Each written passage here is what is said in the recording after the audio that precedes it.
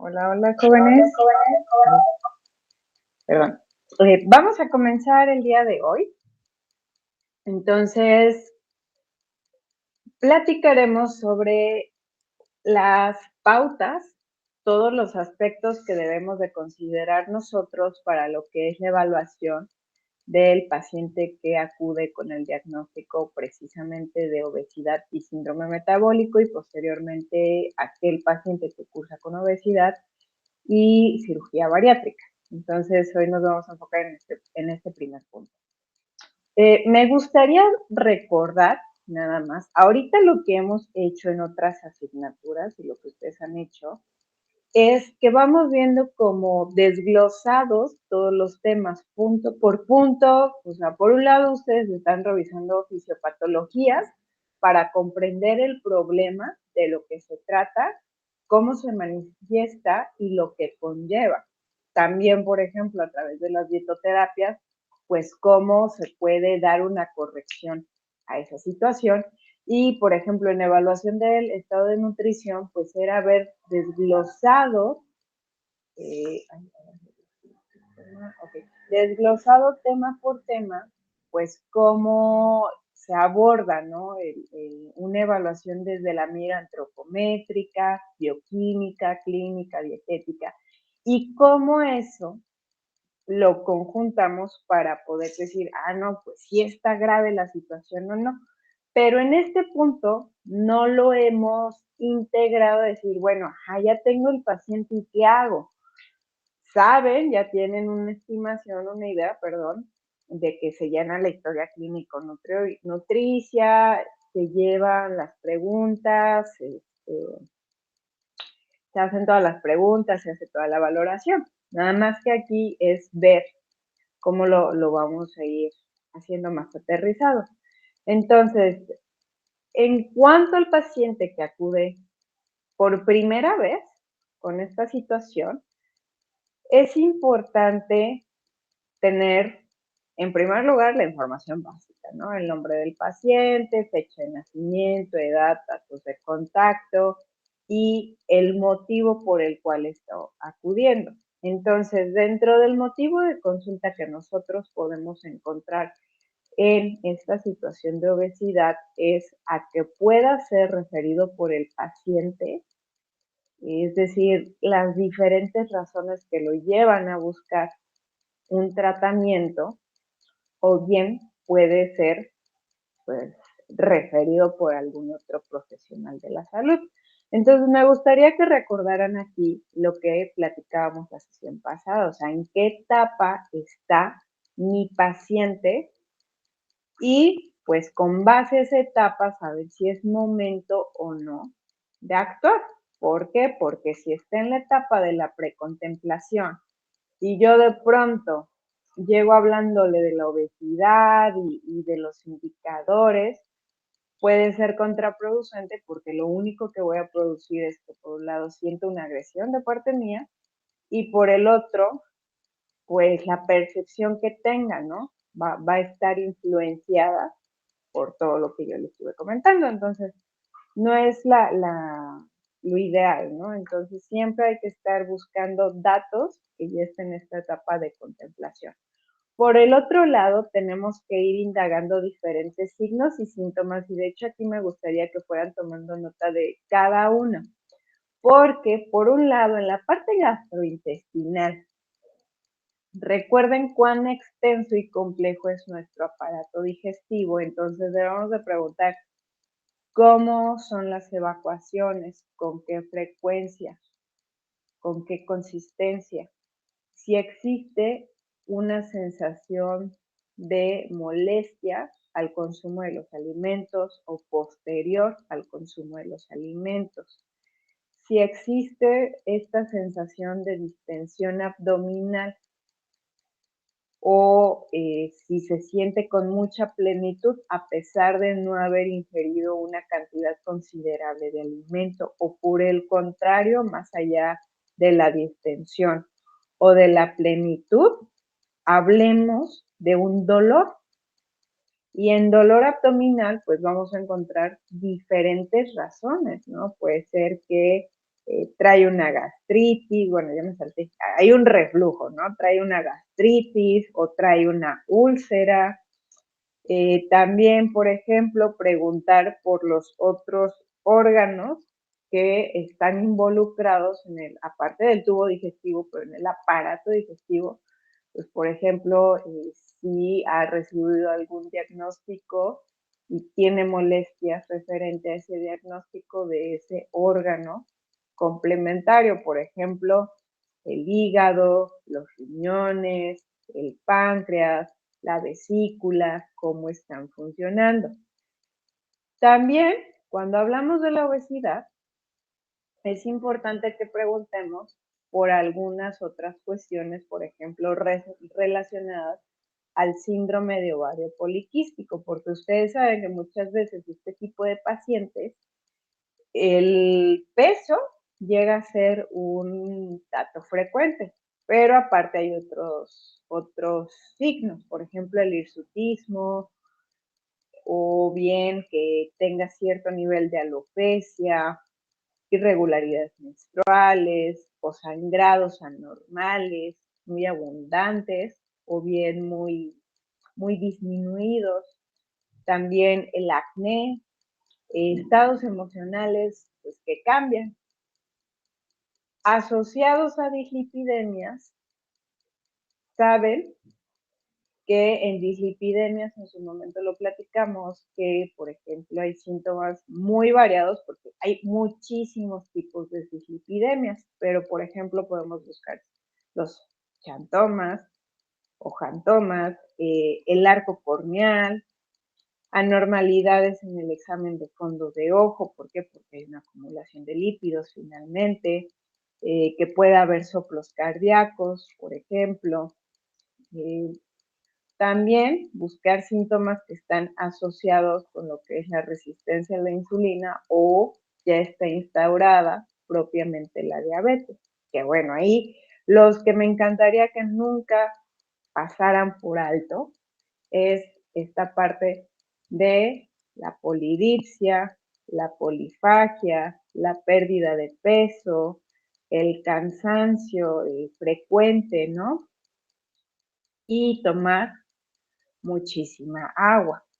Pero podemos agregar otros, como es la cantosis nigricans, una visión borrosa e incluso infecciones recurrentes, que en infecciones podemos tener muchas, pero sobre todo cuando son de vías urinarias por el exceso de glucosa que está presentando el paciente. Y también, por ejemplo, en heridas superficiales, a lo mejor un corte que se hizo procesando alimentos que a lo mejor no les sana tan rápido. También infecciones en lo que es boca, por ejemplo, que a lo mejor refiere a mucha cantidad de caries o que llega con un aliento particular. Recuerden el aliento cetósico. Entonces, preguntar por ese tipo de síntomas, bueno, de signos más bien, porque es algo evidente. Síntomas serían en cuanto a la diabetes, preguntar si tiene la ausencia o una presencia alterada de cierta percepción, por ejemplo, a nivel periférico, como puede ser en los pies, las piernas, las manos, los brazos, o incluso a nivel digestivo. Recuerden una gastroparesia, muchas veces el 30% de hecho de los casos es derivado a diabetes. Asociados a la hipertensión, ay, no, pero me estoy saltando, asociados a la apnea de sueño, pues si no está respirando correctamente durante una fase del sueño, se va a traducir en un paciente que está cansado, somnoliento, que probablemente en las mañanas se levanta con un dolor de cabeza, o bien que él no se dé cuenta, pero o ella se dé cuenta, pero alguien que duerma con esa persona diga, es que ronca como coche viejo. Asociados a lo que es la hipertensión, tenemos algunos otros. Por ejemplo, ay, permítanme tantito, me voy a mover, van a escuchar ahí unos pasos y demás.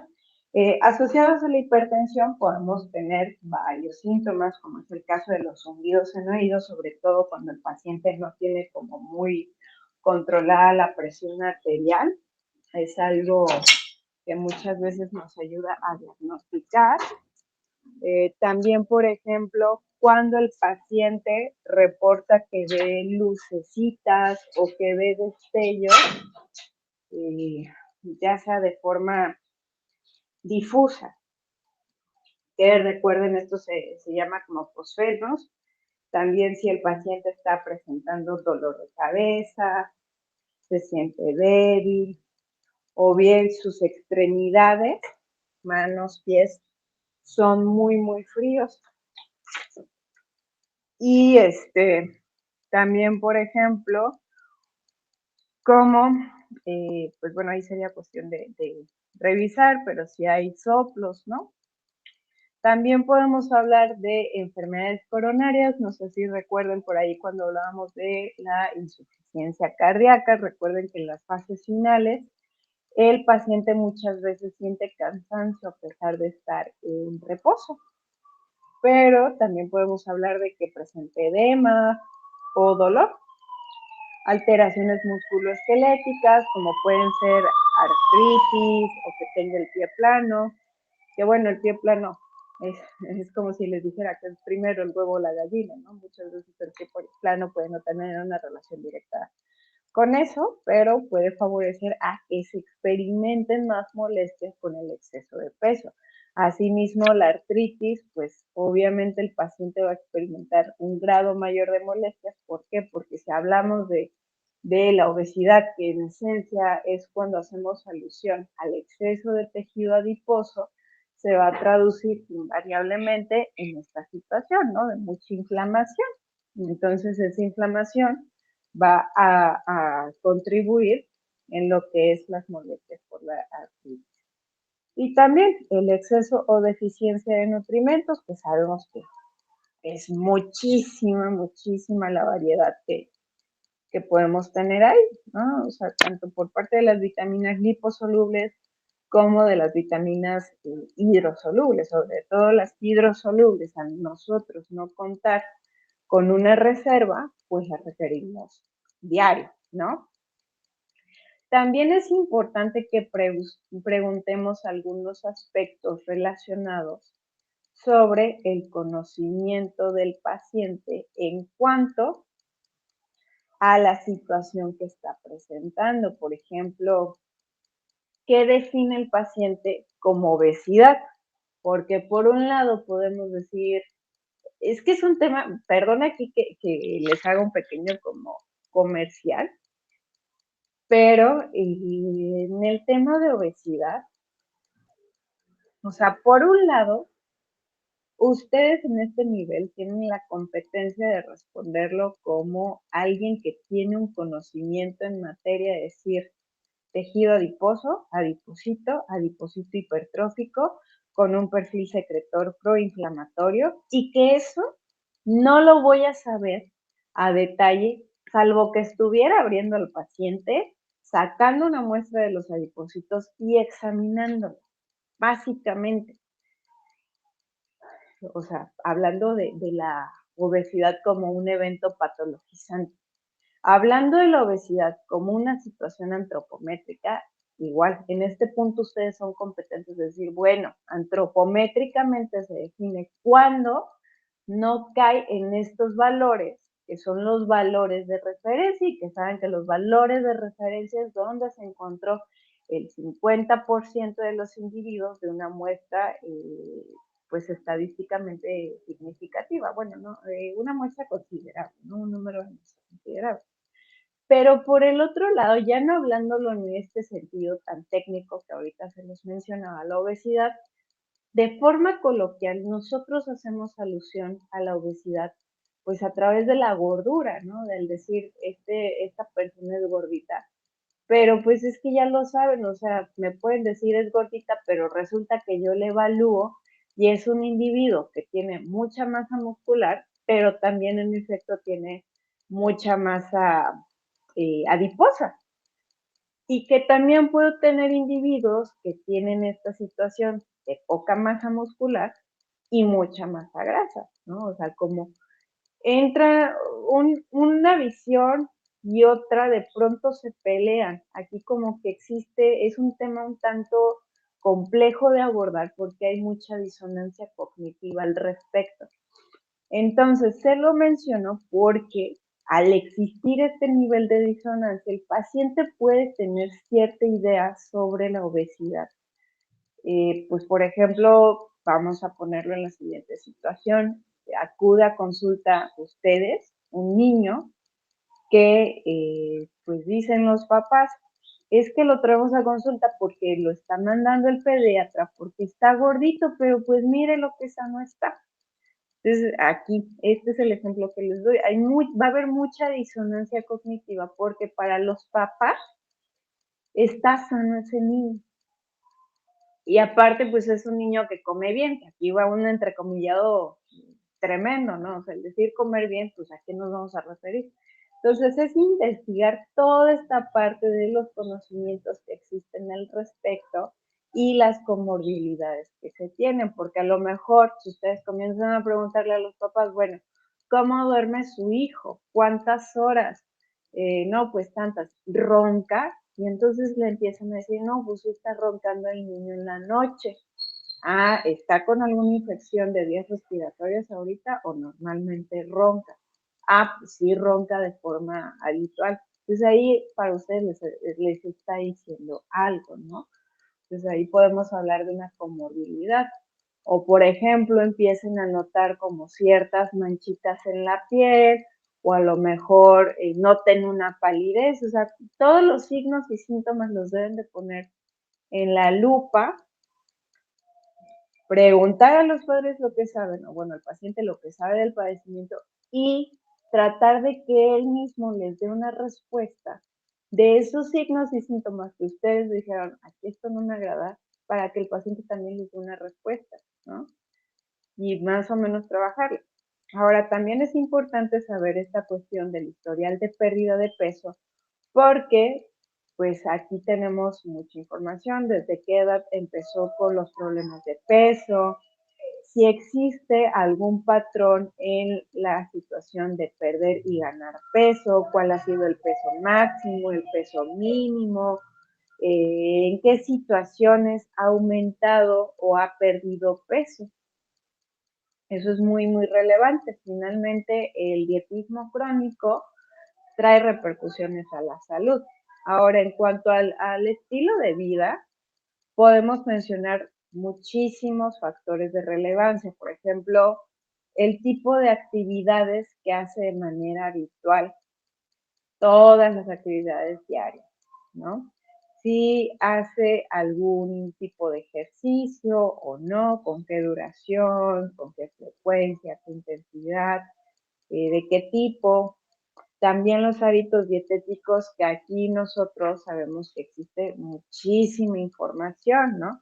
Cuántas comidas hace al día, si tiene un horario predefinido o no, hace colaciones, hablar de la dieta en el sentido cualitativo, qué tipos de alimentos son los que consumen más, el tamaño de las porciones, desde lo que se sirve hasta el tipo de utensilios, platos, vasos que usa, si planea o no las comidas, cuántas hace fuera de casa, cuántas en casa, si sabe o no cocinar, los líquidos que consume de manera habitual, cuáles son los que prefieren, todos los alimentos, ¿no? Aparte de los líquidos. Eh, también, por ejemplo, los cambios que haya hecho en la alimentación. Aquí voy a hacer una pequeña pausita porque en cambios en la alimentación, de una vez vayan desarrollando un ojito crítico. Muchas veces pasa la situación siguiente. El paciente acude con ustedes por una mezcla entre que lo refiere el paciente, el médico, y lo esté indicando como parte del tratamiento, o algún otro profesional de la salud, un fisioterapeuta, un odontólogo, incluso el psicólogo, pero también porque el paciente a nivel personal esté en esa etapa de contemplación. Entonces, ahí en ese punto es crucial porque ellos empiezan a hacer modificaciones. Muchas veces les va a tocar que les va a decir, bueno, sí, ya llevo un mes que empecé a hacer estos cambios. Y les empieza a platicar de su alimentación a partir de esos cambios, pero nosotros sabemos que realmente para que tenga una significancia de mínimo debemos de hablar de 3 o 4 meses, porque en 3 o 4 meses podemos ver incluso a nivel bioquímico cambios.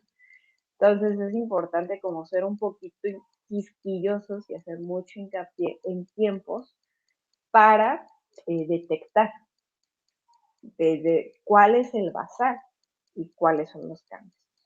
También las actividades que se hacen durante la comida, porque, por ejemplo, yo les voy a compartir algo muy personal. Yo, por ejemplo, todo el tiempo estoy parándome en el tiempo de comida, ¿no? Entonces, voy a calentar los tortillas, me voy a servir agua. A pesar de que me pongo la mayor cantidad de comida en la mesa, siempre me estoy parando, pero es un problema que traigo desde mucho tiempo atrás, desde chiquita.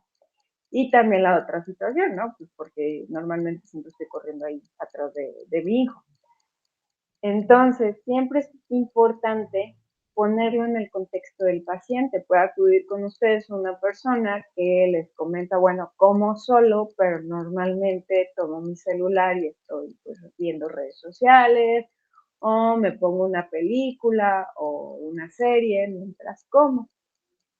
Entonces ahí es muy importante preguntar si está prestando atención a lo que está consumiendo, cuánto tiempo demora en comer, o sea, tiempo neto dedicado a la alimentación, independientemente de lo que está viendo. O también este tipo de personas que pues comen en la calle, a pesar de que esté comiendo en la calle, no es lo mismo decir cuando como parado, unos taquitos a lo mejor, pues que me los como rápido y con qué frecuencia que cuando me estoy sentando, aunque sea en una fonda, pero estoy sentada, estoy a lo mejor platicando o a lo mejor estoy comiendo solita. Entonces, son cosas que podrían decir, bueno, ¿cuál es el objetivo de preguntar esto? Recuerden que en todo el proceso digestivo siempre vamos a liberar una cantidad de secreciones variables con base al sitio anatómico que estamos hablando. Pero la integración de esas fases, recuerden que existe una fase cefálica, una fase gástrica, una fase intestinal, y que en muchas de estas fases, pues básicamente en las tres, aparte de existir el componente endocrinológico, humoral, viene el componente nervioso y el componente nervioso integra la información que estamos viendo, oliendo, masticando, incluso escuchando, ¿no? O sea, cómo se integran todos los sentidos y manda esa información pues, para que las secreciones sean las adecuadas. Sobre todo, ojo, cuando hablamos del paciente que vive con obesidad y que trae molestias gástricas, hay que ser muy detallados en las preguntas del cómo está comiendo, porque probablemente por ahí encontremos pautas que nos ayuden a accionar en las estrategias del tratamiento. También, pues lo básico, ¿no? Las alergias o las intolerancias y pues en este sentido, antes de que se me pase, situaciones que puedan repercutir. Por ejemplo, es muy común que en la obesidad existan tratamientos alternativos, ¿no? O tratamiento medicamentoso. Entonces, ¿cómo influye eso en el estilo de vida? Porque, por ejemplo, el Orlistat, muchas veces los pacientes tienen más evacuaciones y son evacuaciones grasosas, sobre todo si comen mucha grasa. Entonces, evitan este tipo de alimentos, preguntar esa información y, pues, principalmente, en cuanto a las toxicomanías, alcoholismo, tabaquismo o uso de algunas otras sustancias, el tipo, cantidad y frecuencia, sea cual fuere, alcohol, tabaco u otro. Factores que podrían interferir con la dieta, por ejemplo, económicos, culturales, religiosos, laborales, familiares, que tenga o no acceso a ciertos alimentos, si puede preparar los alimentos o no, qué tanta disponibilidad tiene el paciente para hacerse la comida o no. Y es que es una realidad, ustedes saben cómo son las situaciones de vida el día de hoy, que de pronto interfieren muchísimo, y en el paciente con obesidad imagínense todavía más, ¿no? Por eso viene también esta percepción de que las dietas son tediosas, son cansadas, pero porque también a veces nosotros no estamos evaluando bien, no estamos haciendo el tipo de preguntas correctas que me permitan ponérsela más fácil al paciente. También las horas y la calidad del sueño, bueno, ya les puse el ejemplo del tiempo y esto, y las conductas psicológicas relacionadas con la alimentación. Ya platicamos de una parte de la sesión pasada, pero, por ejemplo, aquí pilas con preguntas o focos rojos donde lleguen a notar ciertas tendencias o comportamientos relacionados con trastornos alimentarios. Recuerden que no es únicamente hablar de la anorexia y de la bulimia, sino que podemos tener un trastorno por atracón sin esta medida compensatoria del atracón, simplemente es un atracón, ¿no?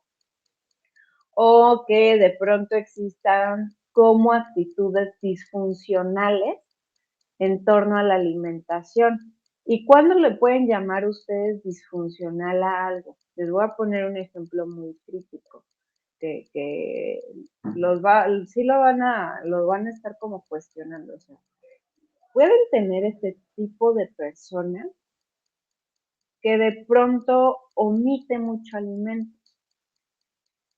Puede ser por sus preferencias, ¿no? Pero ahí hay que preguntar mucho qué es lo que está ocurriendo. Entonces, hasta cierto punto puede resultar disfuncional, porque en un individuo normal, que a lo mejor tenemos el mismo sistema de creencias culturales y religiosas y el contexto es más o menos similar, pues una persona puede agarrar y probar y decir, ¿sabes qué? Definitivamente me acabo de convencer que no me gusta. Pero por el otro lado, la aversión, ¿no? Una aversión exagerada, ahí es algo disfuncional. Otro ejemplo, no lo critico, pero también el llevar toppers de alimentos, sobre todo en situaciones, bueno, o sea, para el trabajo es obvio, no es normal, para la escuela, pero en situaciones muy particulares, por ejemplo, como en un cumpleaños, en una cena, o sea, en una convivencia social que justamente tiene el objetivo de conectar con los demás. Es hasta cierto punto disfuncional ese tipo de actitudes y ese tipo de prácticas. ¿Por qué? Porque existe como esta disfuncionalidad en torno a tener que hacer una modificación en la alimentación y ser un disruptor. Ahora, ojo, en síndrome metabólico, ¿cuándo sí puede ser disfuncional y cuándo no? Si mi paciente tiene diabetes, va a un evento social donde hay poco o nulo apoyo de la red social, perfectamente válido y se comprende por qué. Porque son otras cuestiones extrínsecas al paciente y que las tiene consideradas y por eso toma acción. Pero si ya cae en una cuestión intrínseca y que está limitando o que está alterando la funcionalidad normal, ahí sí decimos, esto no está tan bien o esto me está llamando mucho la atención, porque es la antesala, ¿no? O probablemente esté ahí en cierto grado un trastorno. O bueno, no decir un trastorno, pero yo me hablo de una disfuncionalidad básicamente, entonces no es patologizarlo, pero decir qué está pasando ahí, ya hay materia de trabajo. También preguntar por la ansiedad, la depresión y cómo esto repercute en conductas alimentarias, sobre todo si existe una necesidad de compensar con la comida. También la motivación, el tipo de motivación, si es intrínseca, extrínseca, cuál es la razón y tratar de catalogarla, cuáles son las expectativas que tiene el paciente respecto a esta cuestión de la consulta de nutrición, porque a lo mejor el paciente espera que tú lo dejes como varita de nardo en un mes y sabemos que eso es prácticamente imposible. y pues obviamente el paciente se va a ir súper decepcionado, pero por estas expectativas tan altas que tenía. También las redes sociales del paciente, no me refiero a las redes sociales de internet, bueno, sí aparte, pero las redes en las cuales se desenvuelve el paciente en la sociedad, porque pueden ayudar o bien pueden obstruir. También si existe insatisfacción corporal, una distorsión de la imagen, o qué barreras o bloqueos tiene el paciente para hacer cambios, ¿no?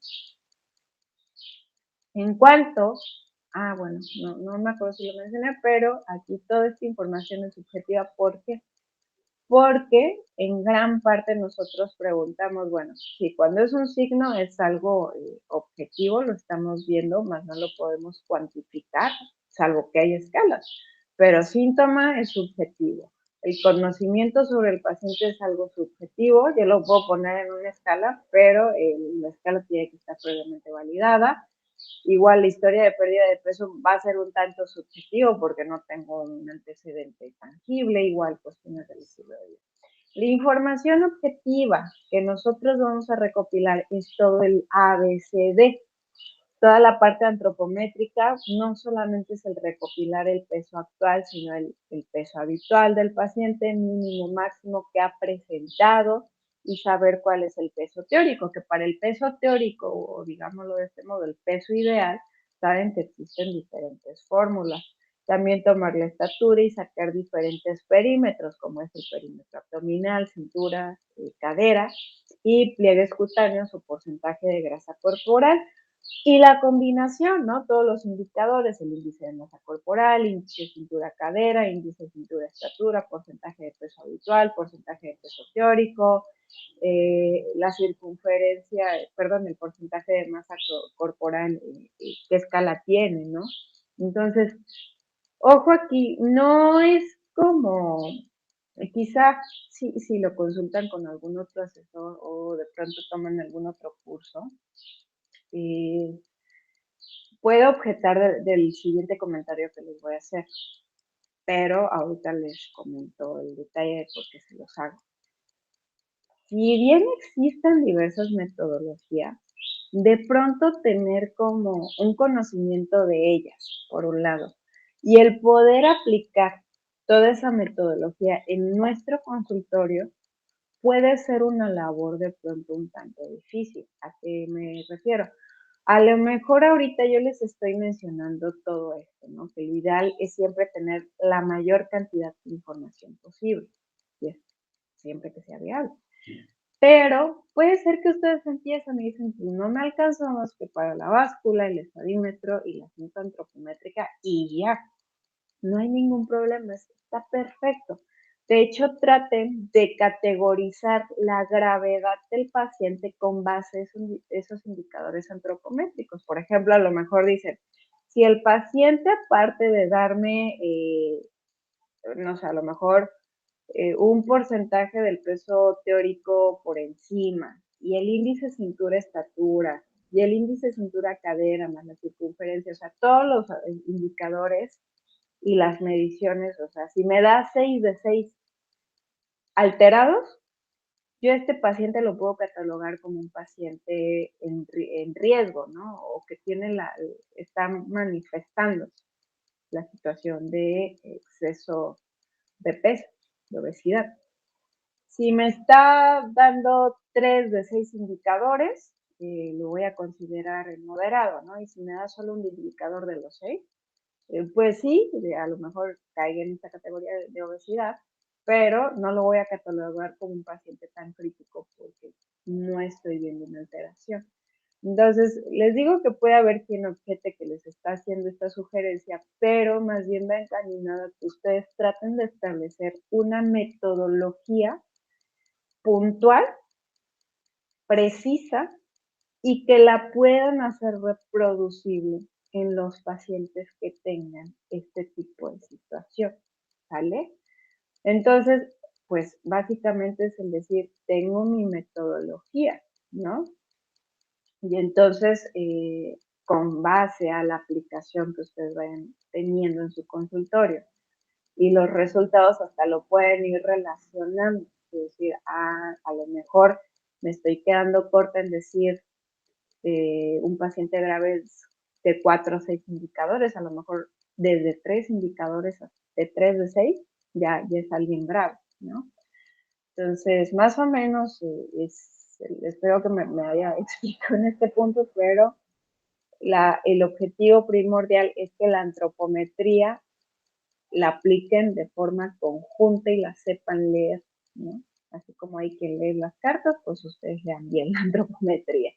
En la parte bioquímica, aquí sí van a decir, no, hombre, es que son muchísimas pruebas. No, sí, obviamente, pero, por ejemplo, dar prioridad, sí o sí les recomiendo siempre sugerirle al paciente, si no cuenta con ella, una glucosa plasmática, sí o sí, una hemoglobina glucosilada, sí o sí, sobre todo cuando ya tiene el diagnóstico de diabetes. Y si la glucosa en ayuno sale alterada, pues mandar a hacer la curva de tolerancia oral a la glucosa, sí o sí, para poder diagnosticar diabetes. El índice OMA de la resistencia a la insulina puede ser un poquito caro y la otra, el tema es el punto corte. Entonces, sí lo pueden solicitar, pero hasta el momento la evidencia que tenemos todavía no lo incluye como en las pruebas básicas para diagnosticar diabetes. Sí sí hay muchos autores que lo quieren, pero digamos que aquí puede quedar en stand-by, no hay problema si no lo solicita. Entonces, básico sí o sí, la glucosa en ayuno. Si ya tiene el antecedente de diabetes, sí o sí, glucosa en ayuno y la hemoglobina glucosilada. Sale alterada la glucosa en ayuno, no hay diagnóstico de diabetes, mando a hacer la curva de tolerancia oral a la glucosa. En cuanto al perfil de lípidos, igual, sí o sí lo mando a hacer para saber cómo está el colesterol total, el LDL, HDL y los triglicéridos. Las pruebas de funcionamiento hepático, sobre todo en aquel paciente que me esté refiriendo síntomas, pues, por ejemplo, que me está diciendo que tiene hepatosis o está presentando cierto dolor, sobre todo, pues obviamente del lado donde está el hígado, ¿no? ¿Qué tal si me está diciendo del lado izquierdo y le digo, va a prueba de funcionamiento hepático? No sería como lo ideal. También lo mismo aplica en pruebas de funcionamiento renal, cuando me está diciendo como que a lo mejor la pipí es muy, muy oscura, ¿no? Casi, casi que pareciera como Coca-Cola, hay edema, hay otros datos. Entonces, no son de las básicas, pero sí es importante preguntar. Y también, si ya me está llegando con un diagnóstico, ahí sí o sí los tengo que pedir, ¿no? O sea, los resultados previos que tiene. Ay, perdón, aquí que puse creatinina, esa creatinina. También dependerá si la pueden considerar, no pasa nada. El ácido úrico, sobre todo en el paciente que ya me está teniendo problemas de la glucosa en ayuno y en los perfiles de lípidos, sí o sí lo mando a hacer, porque recuerden que la definición de síndrome metabólico hay cierta discrepancia. Hay algunos autores que sí lo consideran, hay algunos autores que no. Entonces yo les sugiero que sí lo traten de solicitar. En cuanto a los electrolitos, pues también cuando existan antecedentes son recomendables. Y en el paciente que ya me está dando glucosas en ayuno o alterada su diabetes, mando pedir el examen general de orina. Otros estudios dependerá la prudencia, por ejemplo, un perfil tiroideo siempre y cuando encuentre otras situaciones que me hagan sospechar. Una proteína C reactiva, pero saben que es un tanto inespecífica, se las coloco porque en algunos casos pues, nos puede ayudar a decir existe mucha inflamación, aparte existen muchos datos bioquímicos y antropométricos alterados, pues es importante saber qué tanto está repercutiendo a nivel de inflamación del individuo que pueda contribuir a empeorar. Y, por ejemplo, la 25-hidroxivitamina D, igual en alguna situación, es como sugerido. En cuanto a la parte clínica, pues aquí casi casi que es recordar, ¿no? No que se sepan a rajatabla todas las enfermedades al derecho y al revés, pero recuerden signos y síntomas principales. También, por ejemplo, en la parte de los antecedentes patológicos heredofamiliares, pues si me está diciendo que a lo mejor es una paciente embarazada en la semana 17, ¿no?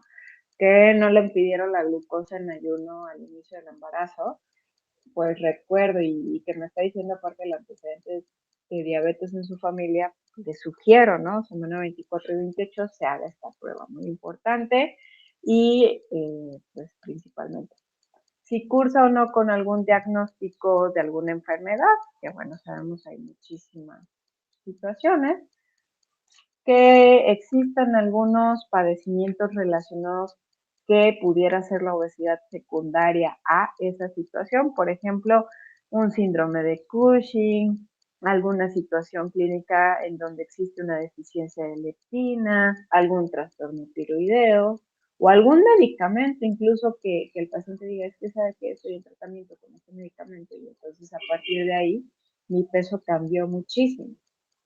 También la presencia de las comorbilidades, que sabemos que el síndrome metabólico, justamente hay muchas entidades clínicas, y también preguntar por los medicamentos que consumen para nosotros tener en consideración las interacciones. En cuanto a la parte dietética, siempre he sugerido aplicar en este tipo de pacientes un recordatorio de 24 horas de pasos múltiples, mínimo unos 3, o bien un diario de alimentos que considere igual 3, 4 días, para nosotros poder establecer cuál es la energía y los nutrimentos en promedio que consume al día, qué tanto está cayendo en el porcentaje de adecuación tanto la energía como los macronutrimentos y algunos aspectos cualitativos, el tipo de líquidos que consume, si hay agua, si hay consumo de alimentos procesados, azúcares, complementos, suplementos, principalmente. En cuanto a que ya preguntaron casi que hasta si lo bautizaron o no lo bautizaron, vamos a analizar toda esa información. Sin embargo, antes de pasar del análisis de la información, me gustaría hacer el siguiente comentario. En la historia clínica nutricia, lo revisamos en su momento, sobre todo con el capítulo 2 del libro del ABC de la evaluación del estado nutricional. O sea, hay rubros que son sugeridos y que son imprescindibles. Mas esto no quiere decir que estos sean los absolutos, ¿no?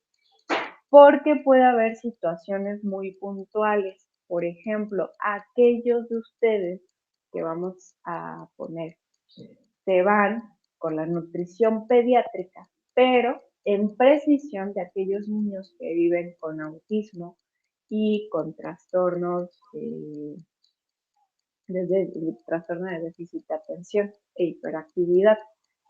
Entonces, ahí en una historia clínica nutricia, digamos, lo que basal, general, puede quedarles corto. ¿Por qué? Porque va a haber preguntas que necesitan hacer de forma muy puntual, sobre todo aquellos que son de primera vez.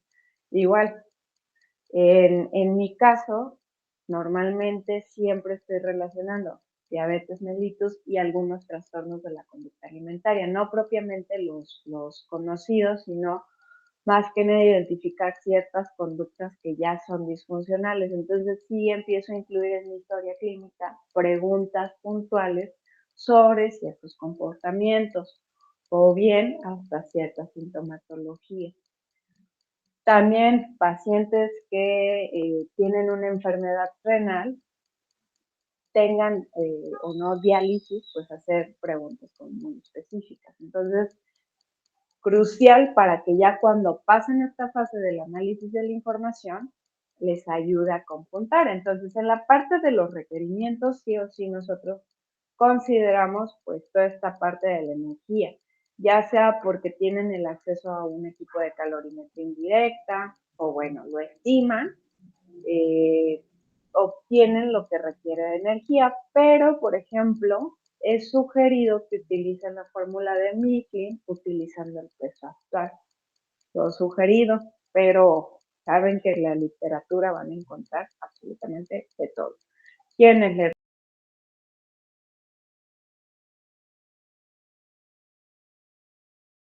aquella que les da resultados más consistentes y sostenibles a largo plazo. Porque puede ser que yo uso Mifflin pero que a lo mejor queda en una dieta muy restrictiva para mi paciente y me termina desechando en un plazo de 4 o 6 meses. Pues eso realmente ni al paciente ni a mí nos va a servir. En cuanto a la parte de proteína, ojo, cuando hablamos de obesidad, es importante que nunca pasemos por alto que se cubre el requerimiento de la proteína porque queremos perder masa grasa o que disminuye en medida de lo posible, preservando la masa muscular. Entonces, de mínimo 0.8 gramos por cada kilogramo de peso, siempre y cuando la función renal nos lo permita. En cuanto al diagnóstico nutricio, es importante que nosotros logremos analizar y diagnosticar sobre todo aquellos problemas nutricionales relacionados, por ejemplo, con la parte de ingestión. ¿A qué me refiero con esto? Y a lo mejor yo estoy identificando problemas con un exceso de energía o con un exceso de alimentos que son densamente energéticos, o hablar en sentido de que son muchos alimentos, ¿no? O también que el problema sea que tiene una aceptación limitada este paciente de los alimentos. O también que existe un consumo de aquellos alimentos que tienen ciertos nutrimentos en exceso. Por ejemplo, lípidos, ¿no? Y sobre todo grasas saturadas, que sería algo pues, no muy fenomenal, dada la situación patológica que estamos hablando. También un insuficiente consumo de fibra. Otro que me encanta es una distribución no equitativa de carbohidratos a lo largo del día. Y digo que me encanta porque, créanme, pasa muchísimo. Este paciente que si hacemos la distribución de carbohidratos, resulta que en la mañana consume 3 equivalentes. En lo que llaman su almuerzo, que para nosotros sería la colación, resulta que son 5 equivalentes. Para la hora de la comida son unos 7, 8, 9, 15 equivalentes, ¿no? Es una cantidad descomunal. Y para la noche, unos 3 equivalentes o nada. Entonces, pues poder identificar ahí algo que puede beneficiar al paciente si se trabaja. También la cantidad de sal o otro, líquidos, ¿no? El tipo de líquidos. Entonces, todo aquello que es con el ingerir alimentos, ingerir bebidas. No me limito en problemas de la ingestión hablando de la disfagia, ¿no? Sino todo lo que influye en la ingestión de un alimento y de una bebida. En la situación de un diagnóstico clínico y de función, pues aparte de hablar del sobrepeso o la obesidad y las enfermedades del síndrome metabólico, podemos incluir aquí la ganancia involuntaria del peso, como era lo que les ponía en la parte de que fue una obesidad secundaria a un medicamento. También las alteraciones de la función gastrointestinal, alguna otra entidad clínica, entre otros, ¿no? Y en cuanto a problemas conductuales y ambientales, pues detectar a lo mejor el tema es relacionado a una actividad física o que existe un trastorno en el patrón de la ingesta de los alimentos, o que a lo mejor la selección de los mismos es inadecuada o existe mucho sesgo en la información que posee el paciente al respecto. También las creencias, pues resulta que existen experiencias negativas, ¿no? Sobre la alimentación, por algo que pudo haber vivido o que le enseñaron, ¿no? También el no estar listo para hacer cambios en su estilo de vida, que créanme, les va a pasar muchísimo. Este paciente que trabaja muchísimas horas, no tiene tiempo para cocinar, apenas tiene tiempo para comer, casi no duerme, o sea, les van a poner el peor escenario, ¿eh? Entonces, pues ahí nosotros empezar a indagar por dónde va, que le podamos aligerar esa carga que tiene percibida, ¿no? Porque realmente es una percepción de las condiciones que el paciente dice que no tengo tiempo. y también el por qué no se siente como lo suficientemente responsable para modificarlo. También que no haya mucha autovigilancia o adherencia a recomendaciones anteriores, identificar ahí dónde viene el bloqueo que está trayendo consigo inacción. Y pues también, por ejemplo, a otra que les sugiero mucho en relación a esto, de cuando ustedes están analizando la información y están llegando al diagnóstico nutricional, en esta parte de conducta y ambiente, ahorita lo que está pasando muchísimo es que ya existe una poca habilidad para preparar alimentos. Entonces, les doy la sugerencia, ustedes si van a abrir su consultorio, tengan una tarja de agua potable, tengan un espacio con una tabla, cuchillos, enseñen a sus pacientes a procesar los alimentos, porque créanme, a veces no saben ni cómo picar fruta o ni cómo se lava y se desinfecta. Entonces, tan sencillo que desde ahí es donde radica el problema. O sea, a veces la gente le encantaría hacerlo, pero no le gusta porque resulta que pica la fruta así como de esos trozos enormes, ¿no? Casi, casi cubos de 4 o 5 centímetros. Eh, entonces, desde ahí puede venir la situación. Y pueden existir varios problemas, créanme, es lo que ocurre. Existen varios problemas, pero debemos de priorizar sobre uno, dos o máximo tres, pero yo les recomiendo siempre que se vayan por dos, para poder dirigir el tratamiento y la solución. Entonces, ¿qué quiero decir con esto? El paciente obviamente está acudiendo conmigo porque tiene obesidad, resulta que tiene diabetes, que tiene dislipidemia, sobre todo el colesterol está muy elevado y el de baja densidad en particular, y tiene hipertensión. Entonces, en orden de prioridad para mí va a ser, actúo sobre diabetes y actúo sobre hipertensión porque sé que esos dos cambian a lo largo del día. La dislipidemia y la obesidad, como sea, toma un tanto de tiempo que yo pueda ver un resultado. Y en el caso, sobre todo de la obesidad, puede ser que a veces ni siquiera no te dio cambios en la parte corporal. Entonces, a ver, de la diabetes y de la hipertensión empiezo a buscar dónde está el problema. A lo mejor resulta que el tema es con un escaso conocimiento en materia de alimentación, restringe muchos alimentos que tienen cualidades nutricionales excepcionales y también no cuenta con el conocimiento de cómo preparar, cómo procesar, cómo almacenar. Entonces, desde ahí yo puedo decir, esta va a ser la pauta. Más allá de que yo le hablara al paciente de la dieta que le va a incluir el sándwich, el smoothie y toda esta cuestión. Ahora, también los invito a la reflexión de algo que ha pasado desgraciadamente, que, a ver, déjenme ver que está en esta diapositiva.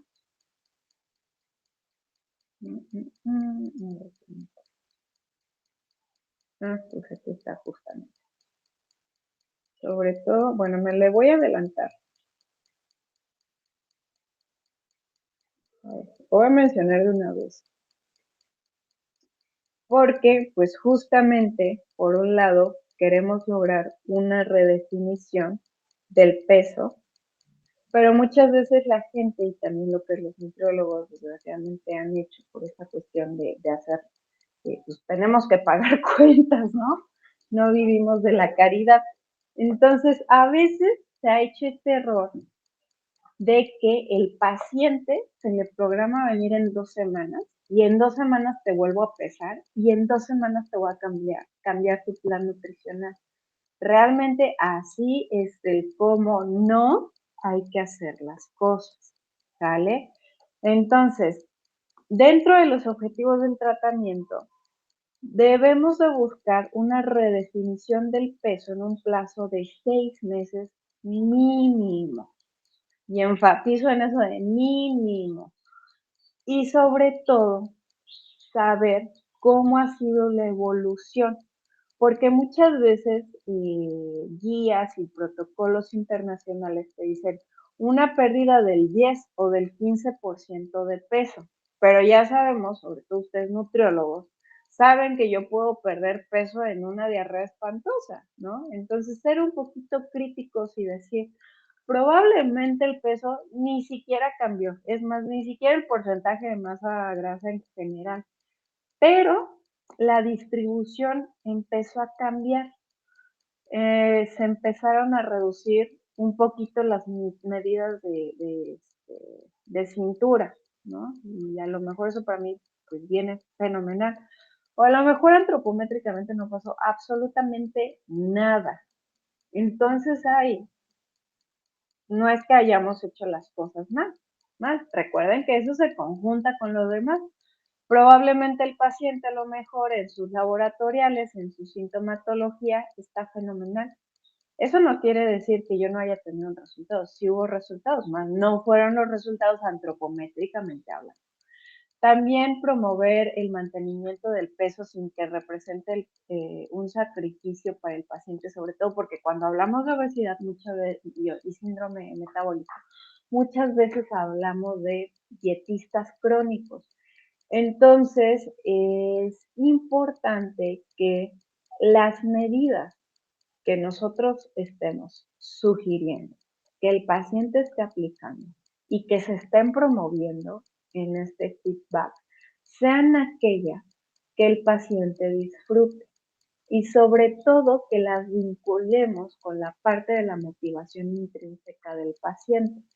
Entonces, para ponerlo en un ejemplo, supongamos la situación donde al paciente, más allá de hablar del mero plan de alimentación, ¿no? De este ejemplo de menú, yo le enseño al paciente herramientas como el preparar los alimentos, hasta el cómo comerlos pausados, incluso ir soltando el tenedor entre bocado y bocado, sin distracciones, programarse horarios o bien prestarle atención al momento en el que tiene hambre para que no postergue, porque de lo contrario, si posterga va a consumir con un estado emocional alterado y una mayor cantidad de alimentos. Fíjense cómo hablé de cuestiones que ni siquiera van de la mano con decir, sí, tanto de calorías, tanto de macronutrientes. No. O sea, es importante estar identificando lo que les mencionaba en la diapositiva anterior,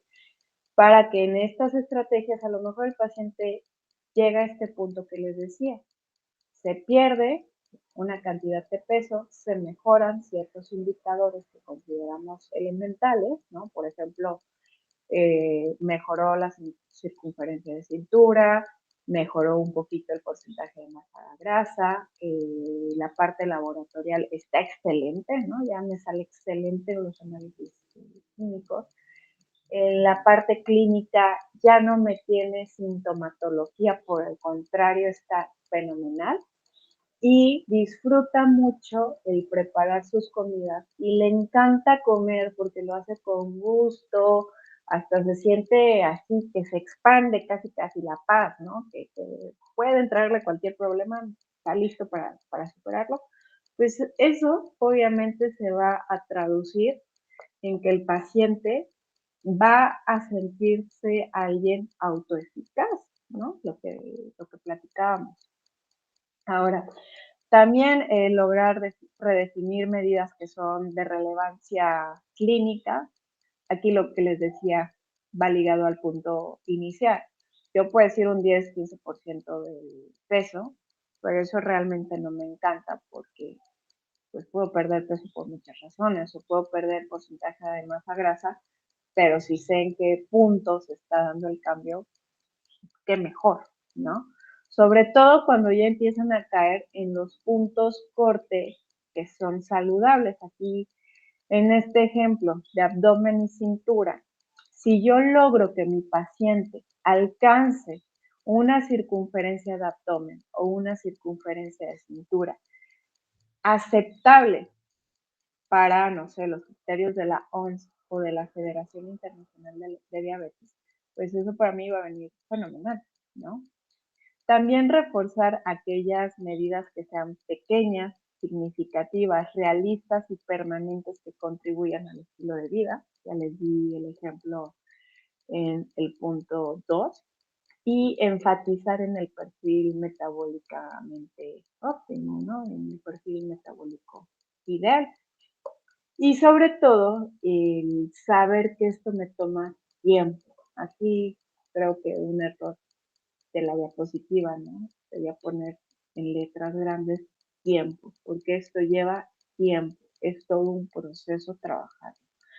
En cuanto a estrategias conductuales en el tratamiento, tenemos de hecho aquí muchísimas, como lo que es establecer estrategias que tengan un fundamento en teorías o en modelos cognitivo-conductuales, sobre todo porque a través de esta metodología se pueden desarrollar habilidades que facilitan la adherencia al tratamiento y además promueven un estilo de vida más saludable. De hecho, les voy a compartir dos lecturas. Bueno, es un libro de psicología de la salud, pero dos capítulos que me interesa que revisen porque justo habla de eso.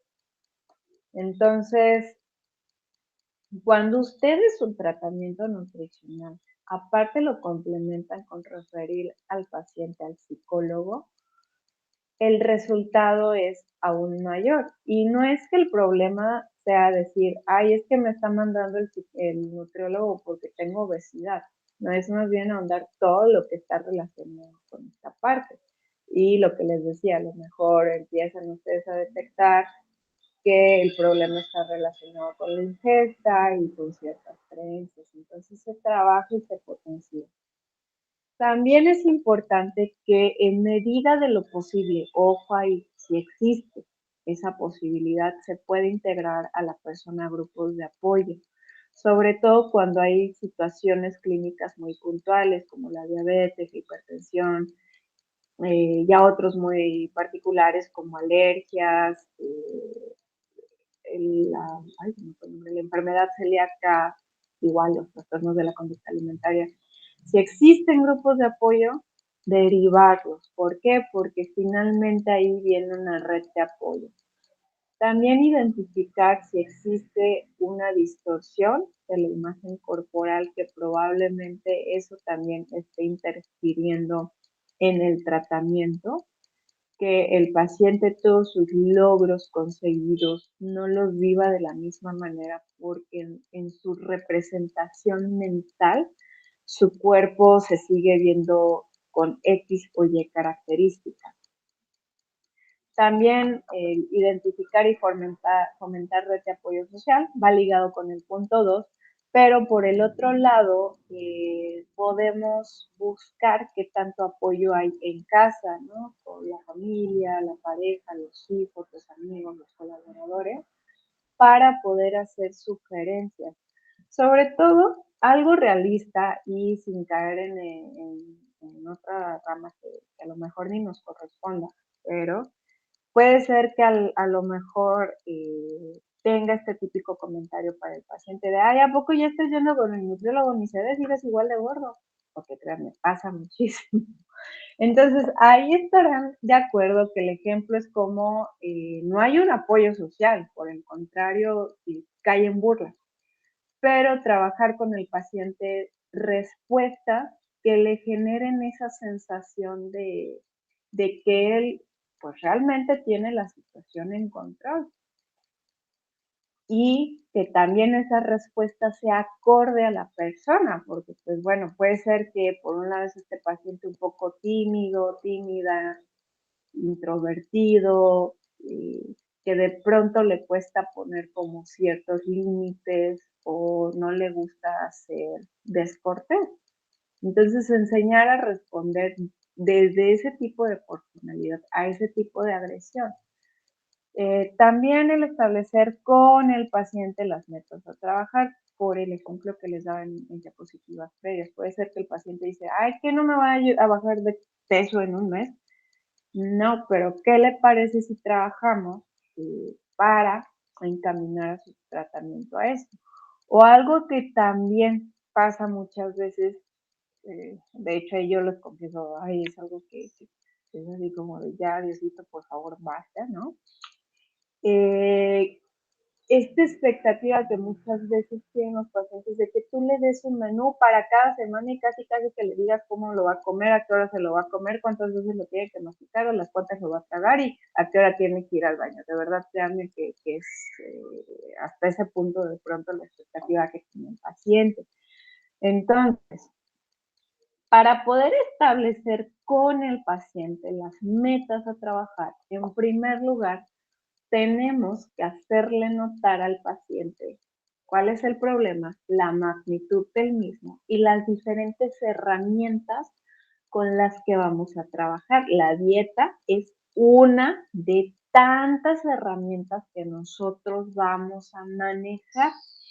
Entonces, perfecto, quiere dieta, quiere menú, perfecto, pero también vamos a trabajar en esta cuestión y reforzamos el tema que nosotros consideremos, ¿no? Por ejemplo, obesidad tiene un síndrome metabólico. Bueno, vamos a trabajar en primer lugar el tema y esta cuestión de la selección de los grupos de alimentos. ¿Qué grupos de alimentos son recomendables? Que bueno, realmente son todos, pero ¿cuáles sí no son tan sugeridos? Sobre todo los cereales que son ultraprocesados, todos los pastelillos, las galletas. Entonces, ir trabajando acorde al paciente y recalcar este punto, ¿no? O sea, sí, vamos a trabajar con esa herramienta que usted me está pidiendo, pero no es la única. Existen muchísimas más. Es más, de hecho, muchas veces el paciente necesita trabajar desde el lado de la orientación alimentaria, empezar a aplicar todas las estrategias, todo lo aprendido antes de trabajar con una dieta. De hecho, la dieta debería ser como pues, la última instancia, ¿no? Ya sería como, bueno, de referencia. También identificar el control de los estímulos. Aquí no es que diga el paciente, como Pavlov, ¿no? Los experimentos de Pavlov. Más bien, por ejemplo, lo que les decía igual en una diapositiva previa. Si posterga en ese momento que su cuerpo le está diciendo que tiene hambre, para el momento en el que coma, va a comer probablemente enojado o muy ansioso o alterado y va a comer de más y más rápido.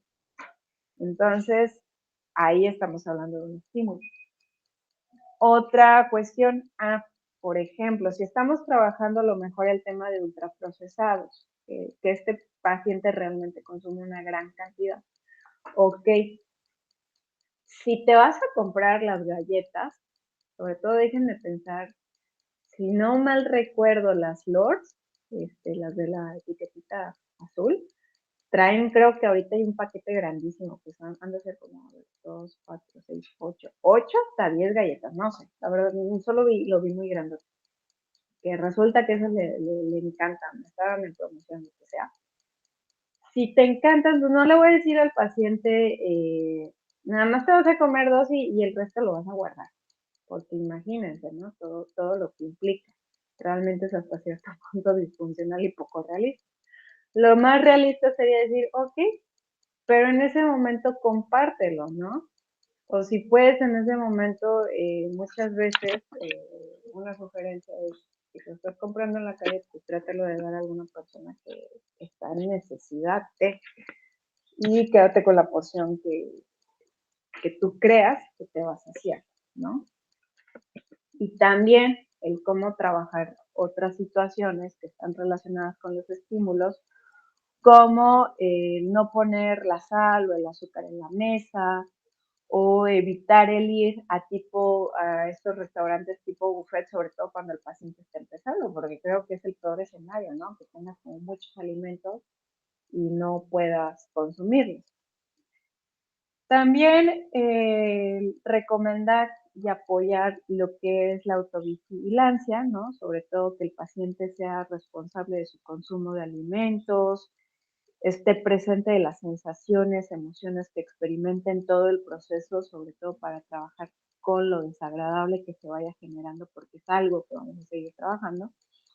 Y también hay otras formas de autovigilarse, por ejemplo, en la glucosa y en la presión arterial, que pues muchas veces están en el síndrome metabólico, sí o sí. Entonces, esta cultura y esta familiaridad que existe entre el paciente y su equipo de medición, ¿no? Y también la forma como se va a medir, sus registros, pues el poder ver los cambios.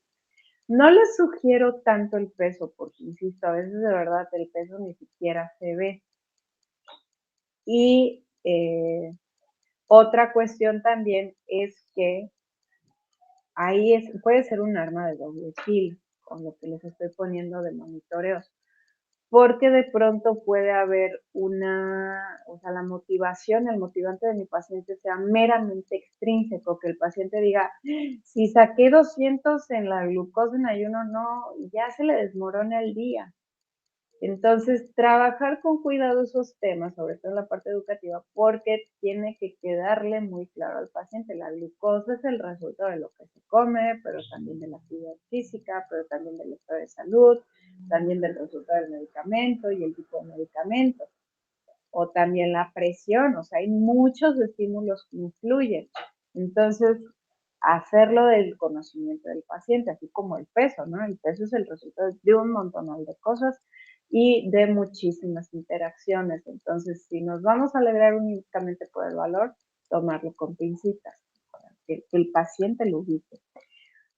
También, por ejemplo, el punto de ayudar en la solución de bloqueos o barreras, sobre todo para el paciente que apenas comienza como con esta cuestión de la consulta nutricional y demás, que puede hacer que le cueste decir, a ver, las leguminosas entonces son qué, cereales o, perdón, las lentejas entonces qué son, leguminosas o son cereales. No, pues son leguminosas. Ah, y es que el otro día preferí lentejas en lugar del arroz y comí lentejas y, o sea, como ese tipo de cuestión de ubicar, ¿no? Como el ABCD, pasitos básicos, pasitos de bebé, para ayudar al paciente. Y también otro punto que es importante, el recomendar actividades o técnicas para lo que es el manejo del estrés del paciente principalmente, porque pues puede haber muchos detonantes, sobre todo cuando hablamos de la obesidad, como es algo que todos vemos, el cuerpo de la persona, sí pueden surgir ciertos comentarios, o sí pueden surgir ciertas situaciones incómodas. Entonces, a lo mejor técnicas sencillitas y que de hecho recomiendo y aplico muchas veces es la respiración, dependerá, pero muchos lo manejan como 4, 6, 7 o aplicarlo conforme lo aguantes, ¿no? Pero es inspira en 4, sostén en 6 o 7 y exhala en 7 u 8. Y hacerlo unas 4 o 5 veces para retomar un poquito el control de la respiración, prestar atención al proceso de la respiración y poder sacar un poquito más que nada el flujo de pensamientos para otro proceso y entonces tranquilizar un poquito. Existen un montonal de técnicas y herramientas y actividades, entonces ahí dependerá con lo que ustedes de pronto lleguen a investigar, ¿no? Porque les gusta y también lo que puede resultar en el caso de ese paciente, porque lo cierto es que no todo es para todos, ¿no? Puede ser que la meditación, pues ni siquiera lo pueda aplicar el paciente o ustedes ni siquiera son como partidarios. No tienen por qué ser así, es algo que ustedes encuentren agradable. Dentro de las estrategias educacionales existen diferentes temas, son todos los que están ahí sugeridos, desde lo que es la obesidad, el síndrome metabólico, sus complicaciones, qué es una dieta saludable, cuáles son los grupos de alimentos, las cualidades que tienen, sus bondades, algunas consideraciones, sobre todo pues si la cosa está un poquito más grave y ya hablamos de cierta alteración renal, ¿no? Los tipos de dietas, cuáles son sus bondades y en qué situaciones es mejor restringirlas. Por ejemplo, una dieta cetogénica en un paciente que es insulinodependiente, pues de pronto ahí sí es importante como decir, sí, pero hasta que tengas o ya existe este tipo de dominio, ¿no? La planeación de menús, no de decir vas a seguir mi menú tal cual, sino el decir, a ver, si compraste esto y esto en la semana, intégralo por qué grupo de alimento es, cómo lo vas a aplicar en la semana, cómo lo vas a distribuir en tus tiempos de comida y también para que toda la familia lo pueda comer. La adecuación de porciones, ojo aquí, sobre todo porque no me encanta en este sentido a mí de pronto trabajar con porciones porque a veces el paciente sale un tanto contraproducente, ¿no? Ahí el sentido de la restricción, pero el decir cuál es la porción con la que realmente te vas a sentir satisfecho, no solo desde el punto fisiológico, sino desde el punto emocional, ¿sale? Porque a veces por restringir el paciente termina picando o puede ser un tratamiento para un atracón. También los beneficios de la activación física y el movimiento, aquí si se dan cuenta no lo coloqué como ejercicio, porque muchas veces la gente realmente no disfruta tanto el ejercicio, sino más bien el activarse, el mover. Bueno, te puedes mover en pasos, te puedes mover bailando, de varias formas.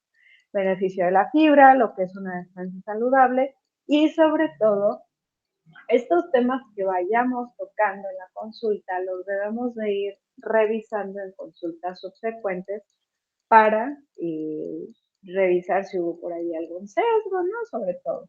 En cuanto a las evaluaciones subsecuentes, igual vamos a evaluar información nuevamente subjetiva como los signos y síntomas que son persistentes, cuál fue la percepción de la adherencia del paciente al plan. Por ejemplo, el no tener resultados también es un resultado, ¿no? Al final de cuentas ahí estamos viendo que la meta fue muy grande, es como decir, te puse un zapato grande o te puse un zapato chiquito. Entonces, saber cómo fue la vivencialidad del paciente en cuanto al plan, qué sí se logró y también qué se aprendió y sobre todo que se llevó a la acción. Qué cambios hubo en el estilo de vida y aquello que no haya tenido un resultado, pues restablecerlo, ¿no? Redefinirlo, pero no alejarnos mucho de lo que habíamos iniciar o de plano decir, bueno, ahorita mejor lo quito, ¿no? Y las barreras que el paciente percibió de pronto, sobre todo saber si son cuestiones intrínsecas, inherentes al paciente, o fue algo que se le presentó. Dentro de la información objetiva, la parte de antropometría, pues saber cómo fue la evolución, sobre todo el peso actual, si hubo una pérdida de peso, saber de cuánto fue y observar en cuánto tiempo se sigue dando, ver qué cambios hubo en los perímetros y en la masa corporal. Y ojo aquí, se pueden realizar cada 2 meses, pero por favor no vayan a hacer esta cuestión criminal es decir, cada semana o cada 15 días, porque saben que toma tiempo. Entonces, de mínimo, ustedes van a estar programando a ese paciente en 6 u 8 semanas. Pero bien claro, trabajar bien toda la parte de la información, esta impresión en la primer consulta y los resultados. Ahora, ojo, para que no digan, no se casen con el dato de 6 u 8 semanas. O sea, yo puedo tener un paciente de primera vez que a lo mejor no tiene laboratoriales y yo se los solicito, se los voy a solicitar en término inmediato, es decir, en cuanto los tenga, vuelva a consulta, pero es solo una consulta chiquita para tener estos resultados o si gusta mandármelos al correo, bueno, yo les sugiero que hagan un espacio de consulta chiquito nada más para darle una interpretación a los resultados. ¿Sale? Sobre todo cuando recién están como con la duda de si tiene o no el diagnóstico. ¿Qué otra situación les puedo decir? No, pues principalmente cuando hay pruebas de por medio no se esperen, o sea, que sea inmediato. Ya posterior a ello, pues ya que tienen el diagnóstico y ya que están dando el plan, pues así, denle chance al paciente. En la parte bioquímica, pues sobre todo dependiendo de cuál fue su información basal, verificar qué cambios hubo en los indicadores y sobre todo eh, cómo lo van a conjuntar, porque la hemoglobina glucosilada, recuerden que por mínimo, unos 3 meses ustedes van a ver cambios. En las dislipidemias también, por mínimo. Entonces no le voy a decir al paciente, se va a volver a hacer la prueba, porque realmente lo único que estoy haciendo es, sí voy a tener un resultado, pero va a ser a lo mejor discreto. Entonces no tiene mucho sentido, no es hasta ético hasta cierto punto. En la parte clínica, si se diagnosticaron situaciones, como les ponía el ejemplo de que tienen sospecha de que hay diabetes, y pues en efecto hay diabetes, si hubo cambios en la medicación, cómo está la presión arterial, ahí no les puse glucosa, o sea, todo la parte clínica. Y en la dietética, pues preguntar el patrón del consumo, como aquí es algo que están aplicando constantemente, yo lo puedo hacer a través de recordatorio de 24 horas de pasos múltiples. Recuerden que lo ideal es que sea de unos 3 días. Eh, o si ya quieren hacer un análisis rápido, preguntar sobre todo, bueno, en qué momento cambian, ¿no? Y de qué forma cambia su alimentación. Dentro de las sugerencias para el plan de seguimiento, debemos de revisar los objetivos que fueron planteados de manera inicial, más no quiere decir que no se van a modificar. Dependiendo lo que se esté obteniendo, pueden ser, se pueden ir alternando, se pueden ir cambiando, sustituyendo, ampliando o reduciendo, pero no derivarnos mucho, no cambiarlo mucho. ¿A qué me refiero con esto? Regreso al ejemplo del paciente que tiene el problema de la diabetes, bueno, aparte de la obesidad, tiene la diabetes y tiene la hipertensión, entonces no le voy a decir, no se va a monitorear su glucosa, ¿no? A lo mejor sí, pero a lo mejor cambio la frecuencia. Bueno, vamos a trabajar únicamente con esta fase. O a lo mejor igual el monitoreo de la presión, sí la vamos a estar midiendo, pero ahora de esta forma. Bajo ninguna circunstancia le voy a decir, no, ya no lo haga, ¿no?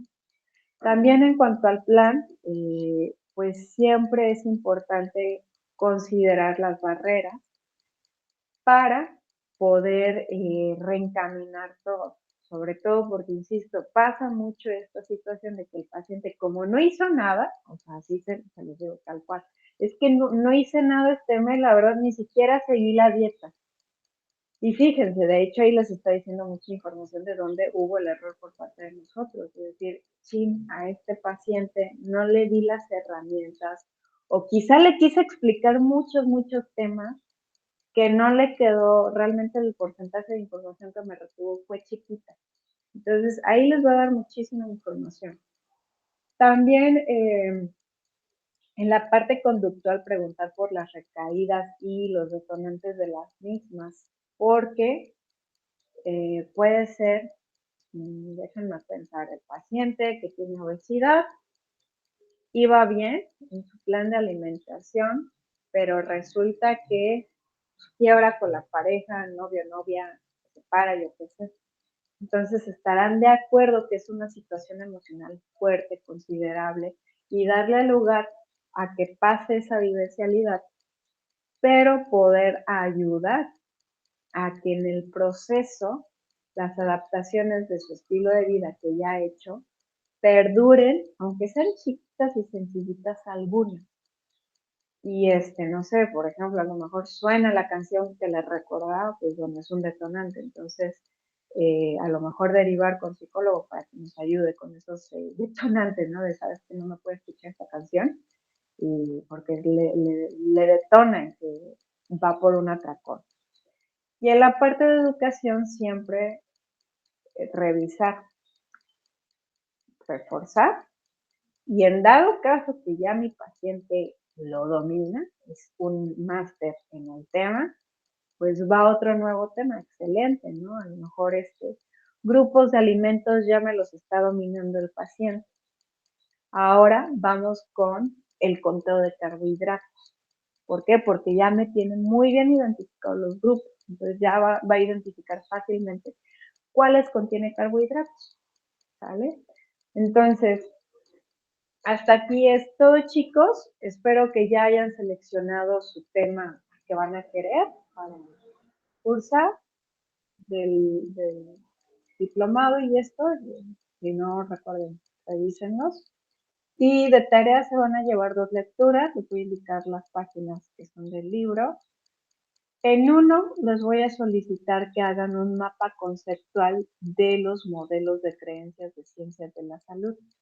Entonces van a poner los diferentes modelos y sus características. Y el otro es de revisión y un pequeño párrafo de opinión al respecto, o sea, qué les pareció, qué fue lo que más les llamó la atención. También aquí les voy a hacer un pequeño comentario. Redefiniré un poquito el porcentaje de la evaluación, porque como ahorita les estoy dejando estas actividades, todavía no tengo muy claro, pero vamos a dejarlo tentativo así. Un 20% tareas, van a ser unas cuantas poquitas, y el 80% del curso. Ahora, ahorita, a ver, nos vamos a ver, déjenme ver cuándo estaba, febrero, 16,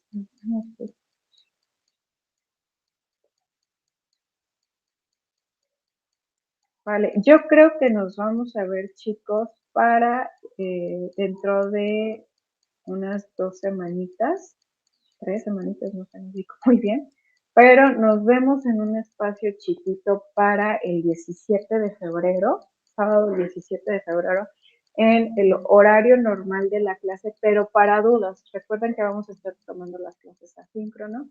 Entonces, sobre todo puntual para dudas, sobre todo aquellos compañeros que ya estén en prácticas o que ya empiezan con esta parte, que se sientan un poquito inseguros o les haya pasado alguna situación, pues para que lo vayamos conjuntando con lo que estamos revisando en la materia. Si no hay dudas ni nada por el estilo, no es necesario conectarse, ¿de acuerdo? Y el día 10 de febrero, que igual es el sábado 10 de febrero, es la fecha límite donde les voy a pedir de favor que me comenten el nombre del diplomado en el que están inscritos, el curso en el que están inscritos y en qué página, bueno, cuál es la institución responsable, por favor, nada más para tomarlo en consideración de las actividades. Cualquier duda me lo pueden escribir por WhatsApp o un correo electrónico, una llamadita. Estoy pendiente de ustedes, chicos. Cuídense muchísimo.